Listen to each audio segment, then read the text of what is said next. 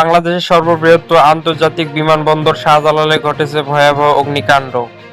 এই আগুনে কতটা ক্ষতি হয়েছে এবং কি বলেছে কর্তৃপক্ষ, জানুন বিস্তারিত।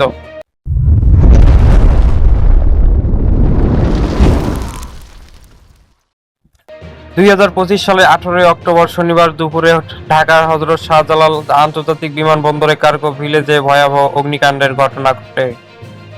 দুপুর 2টার দিকে আগুনের সূত্রপাত হয়।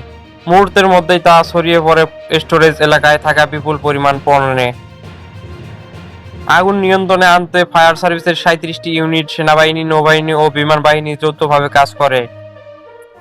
টানা 6 ঘন্টা চেষ্টার পর আগুন পুরোপুরি নিয়ন্ত্রণে আসে, তবে ক্ষয়ক্ষতির পরিমাণ ব্যাপক। বাংলাদেশ গার্মেন্টস মালিক সমিতি জানিয়েছেন, রপ্তানিযোগ্য পোশাক ও কাঁচামালের ক্ষতি $1 বিলিয়নেরও বেশি হতে পারে। আগুনের কারণে বিমানবন্দরের ফ্লাইট চলাচল সাময়িকভাবে বন্ধ ছিল এবং কয়েকটি আন্তর্জাতিক ফ্লাইট বিকল্প রুটে পাঠানো হয়।